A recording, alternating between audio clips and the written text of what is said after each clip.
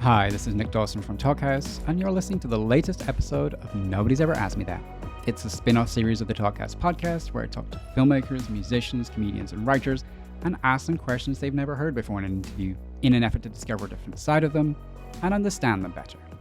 Today, my guest is writer, director, actor, and memoirist Desiree Akhavan. My history with Desiree is a lengthy one.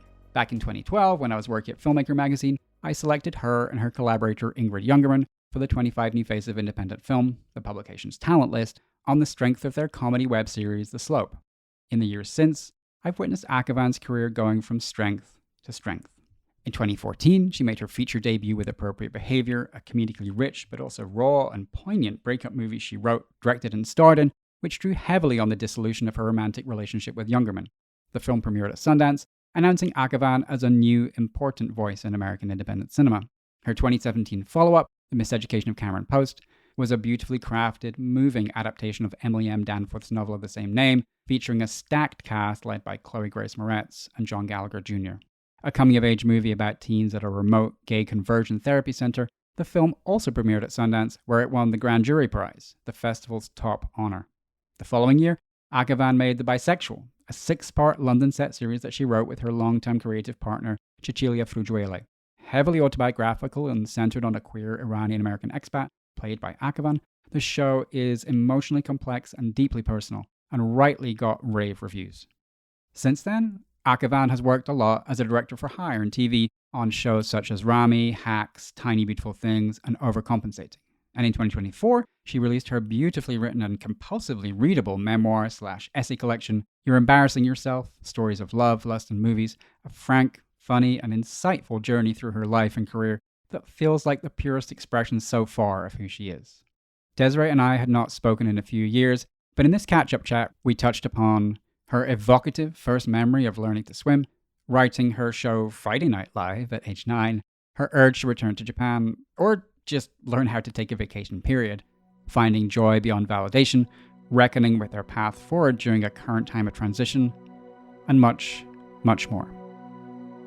So, let's get started.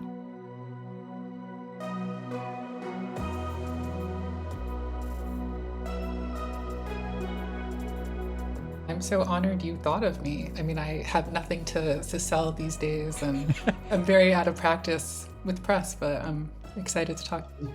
Yeah, well, I think it's weirdly easier when there's nothing that we have to sell, but I'm really happy that we're getting to chat. Likewise. If you had no commitments to anybody or anything, you had a week to yourself, you could go anywhere, money's no object, what would you do? Where would you go? Wow. It's funny you asked that because at this moment in time, I really don't have any obligations to anyone. Like, things are starting to open up. I just delivered the latest draft on all my scripts and sent notes on other things. And just like at this moment is when I'm finding myself without any obligations, and I don't know what to do with myself. I'd like to go to Japan. I think it would be nice to be surrounded by people who are living and thinking very differently than me. I think to enter a new space and be, really inspired would be my dream at this moment. And to be, surrounded with a lot of hustle and bustle. I've never been to Japan, but from all the movies I've seen, some of which are like those stereotypical kind of like, lost in translation thing. But it seems like a great place that takes you out of some of the BS of Western society, but also that it's a place where, at least ostensibly, it's maybe easier to be anonymous and just kind of be alone with your thoughts. Yeah, it's funny. I studied Japanese in high school, and I went as a foreign exchange student when I was 17 years old. And I spent the summer living with a host family in Osaka. And I haven't been back since, but it's one of my like adult life dreams is to spend some serious time there. It was a really transformative experience. And I think a lot about my time there and how like deeply alienated I felt. And it's funny because Lost in Translation came out as soon as I got back. Like, I believe I saw it in the cinema. There were 2 films that came out around that time that felt really emblematic of my experience. And one was Spirited Away, which my host family had given me the DVD of, but not realizing that every territory has like its own region. Yeah, Different region, yeah. or continent. So it was like a region I couldn't play when I got home. Hmm. But when I finally was able to see that film, I was like, yeah, that's exactly how I felt. Like, just like I was in a completely alien world where I didn't understand any of the roles. And yeah, for sure, Lost in Translation kind of touched on that. I think the existential loneliness I felt in general being that age. And right now I'm ready to start a new project. And I think I really am connecting to that sense of like loneliness that I had at that age and that I have when I'm like have something I want to get out of me at the beginning of like the incubation period. When you're sort of in the process of starting something, or you finished one thing and you want to start another thing, do you always have like lots of ideas in the back of your head, or is it really more of a like you wait for the idea to materialize? It's been different every time. I think usually I've found that there's just one thing that has made itself so evident that like you can't escape this. Hmm. After I like made a TV show in the UK called The Bisexual, was I don't know what it was. I just kept like being haunted by images of my family in Iran, be it through like pictures or my own images I had cobbled together from like stories. And there, I was listening to 1970s Iranian music at that time, and I was just like I couldn't stop thinking about it, talking about it. And so my writing partner was like, I think this is what we have to do next. And we didn't quite know what we wanted to make, but we knew we wanted to make something about Iran in the 70s, and that like really took over our lives. And it's funny that's like that keeps happening. I think with the next project too, after that I started actually it's honestly that started when we were before we had shot The Bisexual. I think we were actually mixing Cameron Post, and it just became really clear that I had something I needed to explore about Hmm. my family. And then it was years later, we were still working on that script, that I needed something lighter in my life, and I became really obsessed with romantic comedies. And I think over the course of the pandemic, I was really in a Nora Ephron frame of mind, and that was the only thing that gave me pleasure and that I wanted to explore. And it's funny, like I had a bunch of very quick, very volatile romantic relationships back to back to back, and those led into a romantic comedy that we wrote next. And Hmm. I always find this that like life sort of just like ushers me into what's the next thing you're going. It's not strategic. It's always just like these are the waters I'm swimming in. And the pandemic was a time in my life where I like really was thinking a lot about romantic love, and also it was the only kind of media that brought me comfort. And so the past few years, I've been writing both of those projects at the same time: the Hmm. Iran film, the Farsi language movie that takes place in the 70s, and this very Nora Ephron esque romantic comedy that takes place in the States in modern day. And dancing between those worlds felt like, oh, I guess this is where I'm at right now. And it's interesting that they both come in this point in my life where like Iran is at war. Right. And I've found myself in my 40s and single, where I'm like, yeah, no, the last chapter of my 30s was definitely, I think, an obsession with both those things. And I think they both have to do with family. But now that both of those scripts have been written and they're out to cast and things are sort of like trucking along there, it's the first time in my life where I'm like, okay, what's next? Like I genuinely don't know. And I that question of like where would you go is so resonant, because it's like, yeah, I think I would want to be inspired by something completely different, Hmm. because I haven't quite figured out. And yeah, your question was like, how does this usually go? And I think it usually presents itself, and maybe the answer is that like wait for life to bring the next thing to you Hmm. rather than strong arm it. But yeah, it hasn't presented the answer yet. Is it comfortable for you just to sit in that space, or to be like, I'm going to go travel for a fortnight or whatever? No, no. Every breath I take is determined by what's the thing I really want to write right now. What's the Right. thing I really want to say? And so it's a weird space to be in. Yeah. What's your first memory? Mm. Oh, wow. I think it's the day I learned how to swim. Wow. Okay. So you must be, that sounds like you're a precocious swimmer then. I don't know. I was definitely, I can't remember what age it was. I don't have a great memory. And I do have the memory of floating. Like, Hmm. also after a day of being in the water, the way that your body can kind of hold on to that sensory feeling of floating. I remember that feeling at night when the news was on and eating like a bowl of yogurt with sugar in it. I remember Hmm. just this great feeling of satisfaction while eating my favorite snack. If I think back, I believe that's one of my greatest memories, and it's one of my greatest pleasures. Eating yogurt and that and water in general. I find Hmm. water to be incredibly, I guess, powerful in all the ways. I'm kind of terrified of water, but it's funny because when I think about what you're saying, I'm like, oh, I don't know how to relax enough. Oh wow. Hopefully, only in water, but I guess it's a trust, it's a self confidence issue where, like, if I actually relaxed, I could float, but I'm just like, But you refuse to. yeah, How do you feel about a bath? I'm okay with a bath. There's a start. It's a start. Yeah. No, it's not that I'm like completely aquaphobic, but I guess I'm taking a roundabout way of sort of thinking about you and your comfort with yourself and your ease in understanding that the environment will hold you. Or Hmm, so I'm wondering whether that resonates at all. that's quite lovely. Oh wow. I never thought of it that way. That's really nice. Yeah, because how I learned to swim was I would doggy paddle like on my stomach and my grandmother would hold me up with her arms out, and that is, yeah, the memory in my head, I think, of being held. I do feel weirdly held in that way. And I think when you make work that is so either, depending on your lens, self-indulgent or personal, you have to believe that the world is holding you in some ways, that it's safe and okay to be out there in that capacity. So yeah, that makes sense. If you were to divide your life into sort of before and after a particular moment, what's the moment that comes to mind as that dividing line in some way?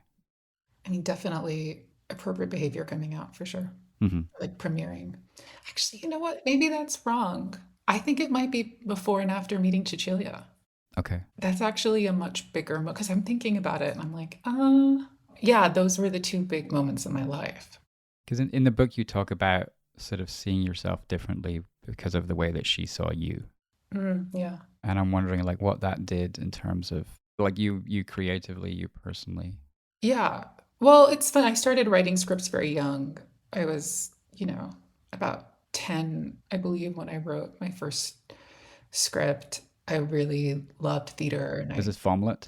yes, this it was called Friday Night Live. It was a sketch comedy show, and Vomit was one of the sketches. Okay. Okay. Vomit, the omelet made of vomit. Yeah. I I wrote that so kids would play with me, like I was a Mm. real outcast. And that happened at that age. It happened in fifth grade when I was around 10, where it was like clear that I was asked not to join in games where they were like, no thanks. And I started to find myself alone during recess. And I wrote that script saying, like, hey, I've got parts for you. Come be in my play.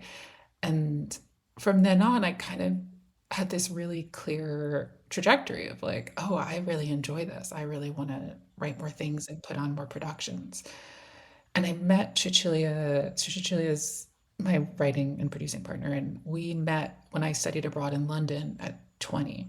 And before then, I had friends, but she was the first person I met where we met on equal footing.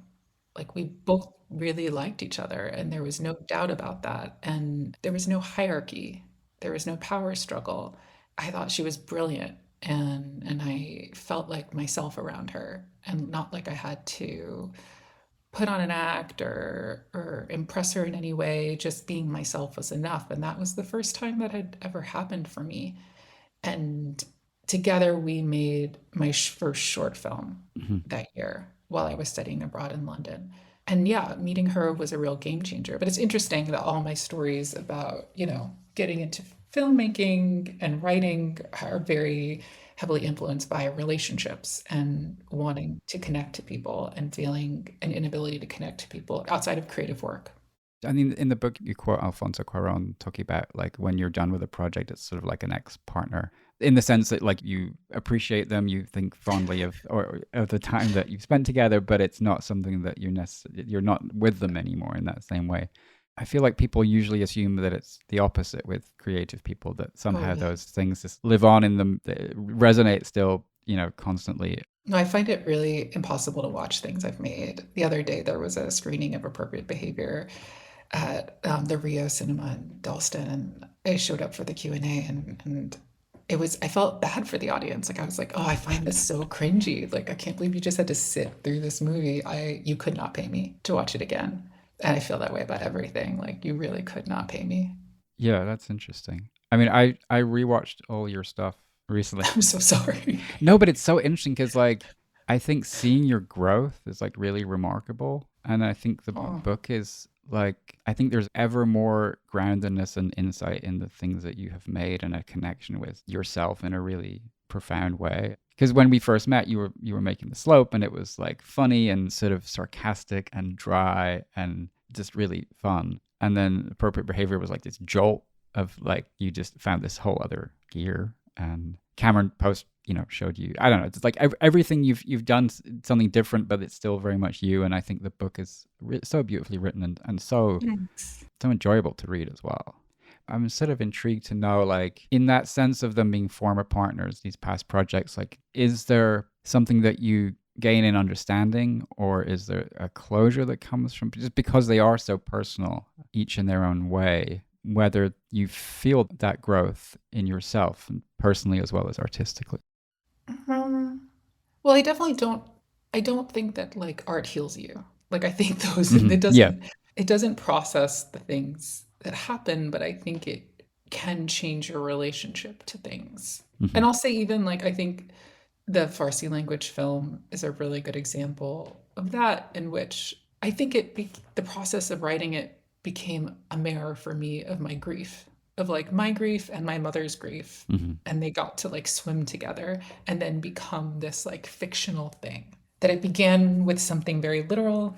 It began with these interviews. It began with all these questions I had. And then over the years of writing and rewriting and trying to figure out, okay, what does this translate to? What's the story? I stepped into my own loss. Like it began with like my mother's loss of her country and of her dreams when she was 19, and the life that she woke up to with a lot of dissatisfaction. And then I was writing it as I was waking up to a life that I was finding really dissatisfying. Hmm. And I think in the process of like writing and rewriting, I've never spent so many years on one project before.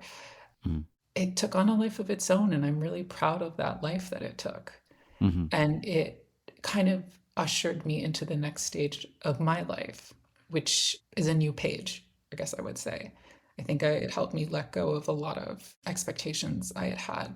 And I know that sounds, there's nothing concrete about what I'm saying, and I'm discussing a script that has not been filmed. So, like, who Yeah. the fuck knows what I'm talking about? But Yeah. I guess it's funny because I don't see the work as so personal. I know that it is. And when people watch a lot of my work, they're like, yikes, I would never put that out there. But to me, Hmm. when you massage it, like when craft comes into play, it takes on a life of its own. Right. And I don't consider it quite personal.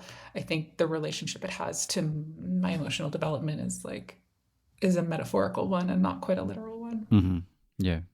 I guess I was sort of asking that because of this idea of feeling seen and what that does for you. When people come up after screenings where they're like, oh, this happened to me, or like, this is just like this story from my life. And whether that, I mean, I would imagine at a certain point it becomes overwhelming to have to be the vessel for people's No, stories. No?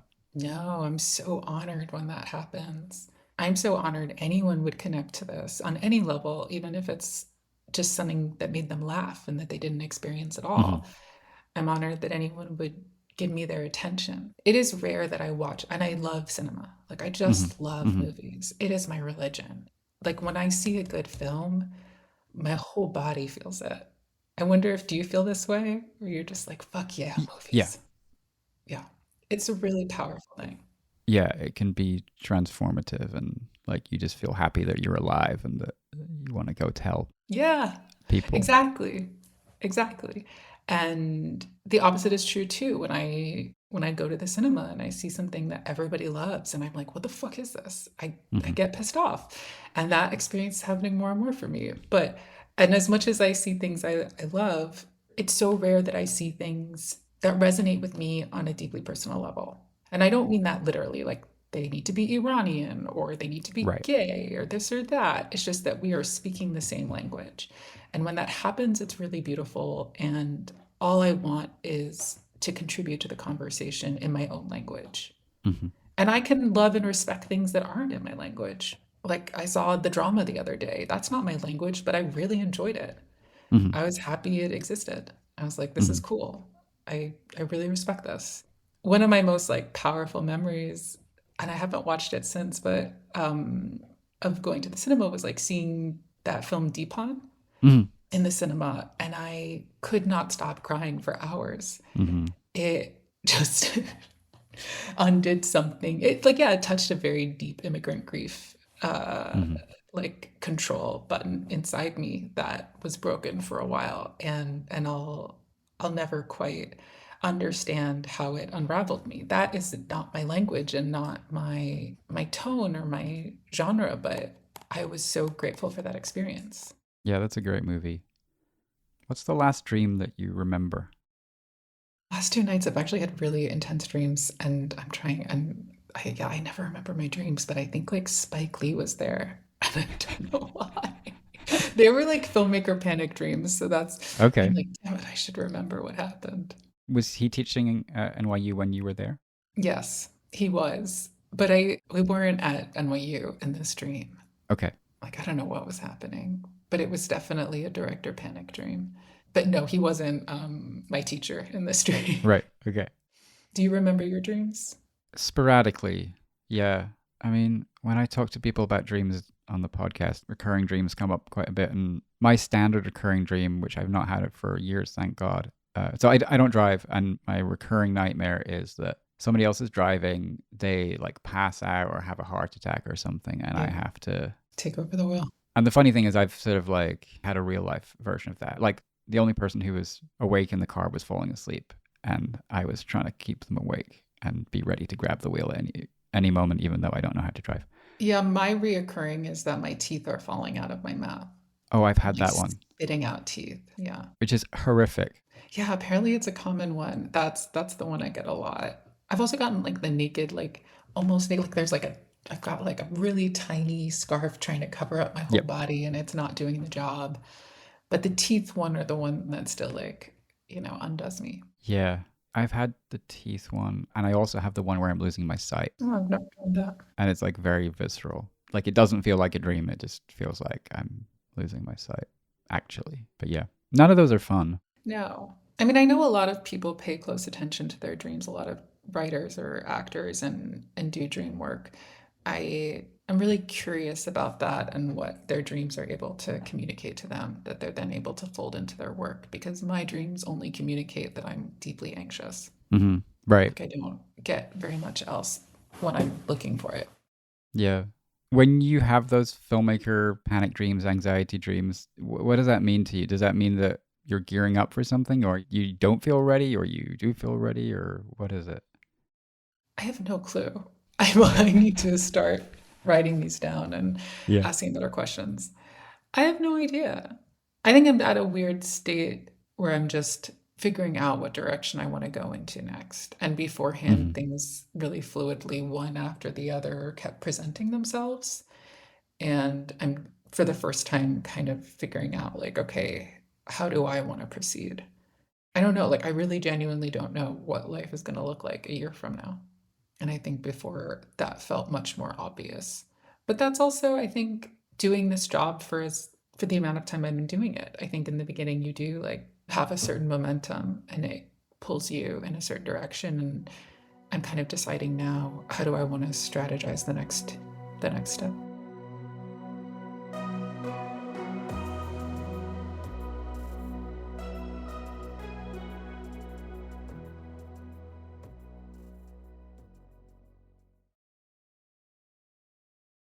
How do you cope with uncertainty? Mm, not well. How do I cope with uncertainty? I don't know. I do a lot of journaling. I try to write every single day. That's great. Yeah. But I'm still figuring out what that looks like. I think it's like engaging your body and your mind, and it takes a certain level of confidence and energy to do that. And some days are better than others. Yeah. But like I listened to your episode with Zia recently, and Hmm. she spoke about like running or bathing. She's like, every day I need to do something like that. And I was like, yeah, I really can understand that. And I love my solitude and I'm happy to be alone, but being single at this age and not having children, like you have to motivate yourself. You have to Mm-hmm. every day kind of figure out a purpose. And when my work is very demanding, that Mm-hmm. gives a certain structure to my day. And then I elbow out room for like my health and my body. But without that, and I'm talking, I've literally been days without a script in my hand. Like I just Mm-hmm. submitted something Right. on Yeah. Friday and Yeah. already it's Monday and I'm having a breakdown about Yeah. not knowing what to do next. So like that's showing you the level of panic that's settled in. If this interview had been 2 days earlier, I think I would have been a little more chill about it. Yeah. When you have time alone for sort of like quiet and solitude, how does that impact you? I've had a lot of time alone over the past couple of years, and it's given me this space to examine like what the life I want is. Because I think every choice I had made up until a couple of years ago was a trauma response to my upbringing.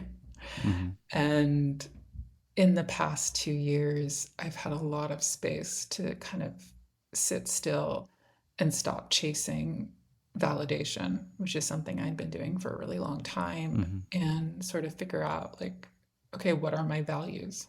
What do I want to do while I'm here? And what could joy look like outside of validation? What could confidence look like outside of validation?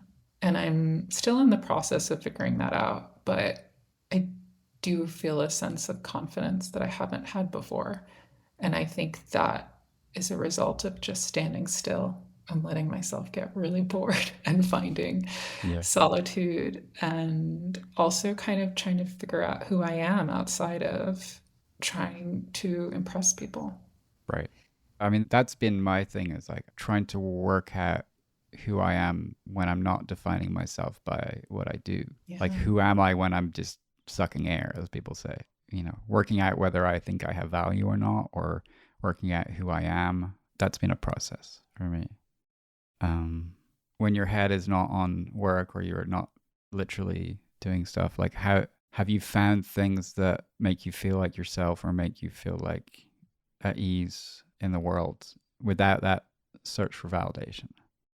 I'm working on it. I'm really working on it. And yeah, I think I'm reading more. I'm babysitting Cecilia's kids more.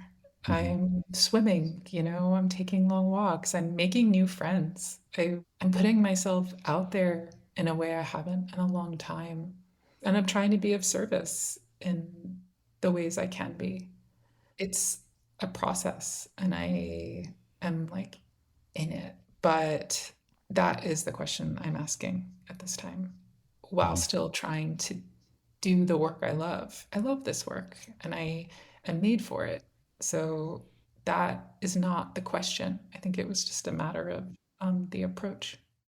In that growth that you've had, sort of defining yourself outside of work, defining yourself outside of seeking validation, has it made the process of doing the work as an artist feel less heavy? Hmm.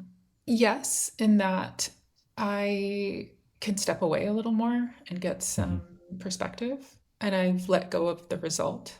The two films that I've been writing have taken years to complete, and I used to work so quickly, Mm-hmm. and I'm okay with that. And also, I like the state of the industry right now is so strange and unsettling, and I've watched it kind of undo a lot of my peers, and I Mm-hmm. have a weird inner calm about it. I feel like it's inevitable that these films will get made. I don't know how and when and exactly who with, but I do strongly believe in the inevitability of the Mm-hmm. success of this work. And that makes me a lot less panicked about the way in which it's going to come into fruition. And I think previously I would be a complete mess, having not been on my own set in so many years Mm-hmm. would have completely undone me. But I also think having not been on set of my own work in so many years is how I got here. Like I just had to get humbled. It's like Mm-hmm. you can only have a hissy fit for so long before you're like, all right, this is the situation. How am I going to proceed? Yeah. It's funny. I think back to the first time we met, like 2012. We met at I think we met at Guerrilla Gorilla. Coffee? Yeah, Gorilla, that's yeah. highly possible. And I remember you being very busy. Like I think we were both making a lot of jokes. I know I was certainly trying to impress you and Ingrid by being at least mildly funny because you're funny people. So I wasn't trying to compete, but I was trying to like be cool and be like worthy of like Anyone considering me cool ever, but particularly at that age, is just hilarious. yeah. But I think like there's a real stillness to you now that feels very, very different from before. And I think that's kind of pretty awesome to see. Like a Thanks. confidence and an ease. I'm wondering how much you feel that this day to day. Yeah. But maybe we're just meeting in a coffee shop and we were both over caffeinated. I mean, no, it's funny hearing you, especially after asking me, like, what was a point in your life where there was like a before and an after? And it's funny, there are all these moments from my 20s, but like, yeah, for sure, the slope getting attention was a huge, I mean, that was just such a shock. And I guess that kind of goes hand in hand with appropriate behavior. I was never one to watch. I was always really an outcast. And even in film school, Ingrid and I met at film school. Like, neither one of us was someone that anyone at school had considered someone to look Mm-hmm. at. And none of Mm-hmm. our work had gotten into any festivals. But it was when we got together, we became something. Mm-hmm. We made the slope, and I'll never forget the feeling I felt when it screened for the first time. Like, I write about this in the book, but like, yeah, I never felt an audience in the palm of my hand. Mm-hmm. And that is a feeling I, I can't quite articulate. It's euphoric. Mm-hmm. It's euphoric. It is the opposite of loneliness. It is so satisfying. And at that age, and when I met you, it was the first time that I always had this like inner feeling. I was like, I meant to do this. This is for me. Like, I'd known for most of my life that like I had something to say and that I was going to do interviews one day. And you were my first interview. Oh, I was like, really? oh, yeah, yeah. And I just like, I was like, I was born for this shit. And yeah, that energy I had, I mean, I remember, yeah, always having to, like, wanting to be charming, wanting to fill the silences, wanting to prove my worth. Because in so many ways, up until that point, I had been invisible Mm-hmm. and I wanted to be visible and worth something and impressive. And so that might have been the energy that I was bringing to the table at that Yeah. age. I appreciate that you're saying I have a calm energy now. I have no perspective on my current state of mind.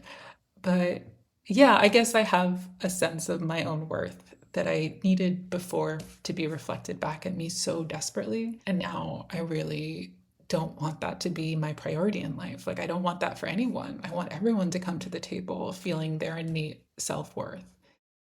You can sort of define this in whatever way you want, but what's something that you've lost that you think about a lot? It's interesting. I think there are like two things I grieve a lot, and I've been writing about them for the past 8 years. But like, one is my family. We're both like very close and really fractured, Mm-hmm. and I miss my family a lot. And I miss every person I've ever been in love with. And I've been in love with a lot of people. Mm-hmm. I've been in and out of love a lot in the past 20 years. And it's interesting, both of these films, I think, have been about like processing that grief. And I feel calm about both situations, like about all the love and loss. I'm like, I wish them all well, like the Quran Mm-hmm. quote, you know? I Yeah. wish everyone well, and I understand why we loved each other, and I understand why we can no longer be together, and I understand what I gained and took with me. Mm, looking for the right words. I think making peace with loss is a really big, important part of life that I've been swimming in for a while. Mm-hmm. Before I was only feeling the pain of it, but now I'm like, oh, I think it's kind of beautiful to understand that grief and loss is a really big part of the experience of being on earth, and like tolerating pain is a big part of being on earth, and like living with pain, struggling, moving through it, and metabolizing it. Has the distance between you and your family, the physical geographic distance, how has that impacted the way that you interact with them and the way that you've processed the way that your family is right now? I mean, I think with physical distance, you get to be strategic with how you get involved and also more thoughtful about how you react. Mm-hmm. I used to be a very reactive person, and it got me into a lot of trouble. And I'm trying right now to be more thoughtful Mm-hmm. and to take space when I want to react. But I try to go home. My whole family's in New York, so I try to go home as much as possible to see them, and I miss them a lot. But yeah, it's all tricky. It is. It is. Yeah, I'm like starting. I had a thought recently, which was like accept people on their own terms. Mm-hmm. And I've been thinking about that a lot lately of like, what is it like to realize that like no one else is reacting to things the way I am, that like I behave as though everybody should. Yeah, I'm definitely guilty of that a lot. Yeah. Even though I know exactly what you said, I haven't like internalized it nearly enough. Yeah.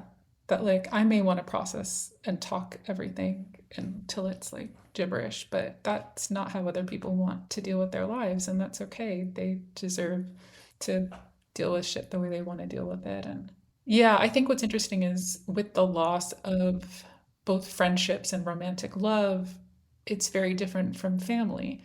You will always be someone's sister Mm-hmm. or someone's daughter or whatever. You'll always, I will die my mother's daughter.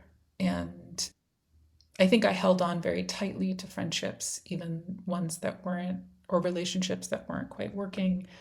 I took them quite seriously. And now I'm learning that there are certain seasons of your life where certain relationships make sense and are necessary, and it's okay to let them go. And that family is an investment that you keep having to make and a choice you choose for yourself. And I'm really determined to figure out what that could look like. I think it looks differently at different stages of life. At least it has for me, being someone's sister or daughter. Yeah. If you could develop a new skill suddenly, like overnight, what would you want it to be? I mean, I would love to lose my fear of numbers. I struggle with numbers. They freak me out. And I'm not quite sure if I'm dyslexic. I was diagnosed with ADHD as a kid, but I like switch letter numbers in my head when I read them out loud. Yeah, I should probably get tested, but I get really freaked out when I have to deal with numbers. I have to triple check it. So yeah, if I could feel confident with numbers, that would be great. And I would love to be able to plan a holiday. Like I didn't Mm. grow up taking holidays. I don't understand. And even your first question was like about a holiday, and I was like, Yeah. I don't know, because I don't do that. And every partner I've ever had has struggled with this about me. Like I want everything in my life to somehow fold around the creation of movies. Mm-hmm. So if I take a trip, I'm like, well, I'm researching something. So yeah, Yeah. I don't know what it is to go on holiday and to just like be present and have a holiday. I want everything to inspire the work. And yeah, if I could be a person who could be great on a holiday or like know how to throw a really lovely party. Yeah, like an entirely different woman. Great. Let's do that. Yeah. Maybe you need to start researching a movie about somebody who goes and reads on the beach or lies by the pool a lot. Yes, I'm sure it'll be deeply compelling. Well, no, I mean I've seen those movies. To be fair, The Lost Daughter is about a woman who just wants to read on the beach, and I really enjoyed that. So, Yeah. You write really compellingly about home in the book, and I'm just sort of wondering where home is for you now and whether you have that sense of home that you maybe didn't have previously. I'm working on it. So, the past 2 years, things kind of unraveled for me, and I've been living out of a bag for most of it. Mm-hmm. And I ended up coming back to the UK out of just sort of a lack of any idea of where else to go. And Cecilia was here, so I was just like on her couch for a while Mm-hmm. and trying to figure out next steps. And on the other side of those like very difficult 2 years, where I also did like a 6 month stint in LA where I was like, maybe here, Mm-hmm. Yeah. and took a bunch of meetings. And I mean, I've just asked a lot of questions in these, honestly, it's no. You asked me a specific Yeah. question and I'm stumbling. And the answer Yeah. is I really hope to build a life and a home in the UK, but this is a new dream for me. It's been a few years of not really knowing what's next and only knowing that I have to make these two films, that like this is my future. Hmm. I feel really strongly about these films. One will shoot in Los Angeles and the other will shoot in Greece. Hmm. And I know that those, or I knew I've kind of like held to in my heart the idea that these films will kind of guide me into what's next and where home could potentially be. That's what I always had as everything was unraveling around me. Now I have a flat in London, I have a visa, and I'm feeling really hopeful that I could build something for myself here. And I'm hopeful and excited, but it's early days, so I don't have a clear answer. Yeah. Well, thank you so much for talking. It's been really so great to get to talk and so great to spend this time reading your book and revisiting your work and see, like I said, seeing that growth. And I'm just excited to see where you go next. Thanks. No, I'm really honored. I can't believe you were my like first interview and now here we are all these years later. And it feels like I mean, it's my first interview in a long, long time. So, to be honest, I prefer having like a thing to talk about, to hold on to like a buoy. It's actually been like a very scary time. So I hope that's okay for your interview. It's like I have no swagger at this moment, but I don't know, maybe it's good to be stripped of your swagger for a little while. Swagger or no swagger, it's always a pleasure to sit down with Desiree Akhavan. Thanks so much to her for talking with me, and thanks to you for listening. Appropriate Behavior, The Miseducation of Cameron Post, and The Bisexual are all available to stream, and if you haven't seen them already, you really should. You're Embarrassing Yourself, Stories of Love, Lust, and Movies is available wherever you get your books, and is highly recommended. This episode was produced by Myron Kaplan, and the theme music is by The Range. Nobody's Ever Asked Me That now has a Substack, so head to nobody'sever-asked-me-that.substack.com to check out all of our past episodes. Plus, subscribe to get access to exclusive audio and video content. Next week on Nobody's Ever Asked Me That, my guest is Magnetic Field's frontman, Stephen Merritt. I have several tattoos. I got the first one when my dog Irving died, and I was so numb that it literally didn't hurt. Wow. So I have gotten my other tattoos. All of my tattoos commemorate a tragedy. So I've never really had, I guess, the normal experience of having a tattoo. In terms of the pain of it. Right. I get tattooed when I'm numb, when I'm already numb. And I get seriously numb. I've had that experience in depression also. In the total depths of depression, I don't really feel pain. This is not, don't try this at home. That's next week on Nobody's Ever Asked Me That.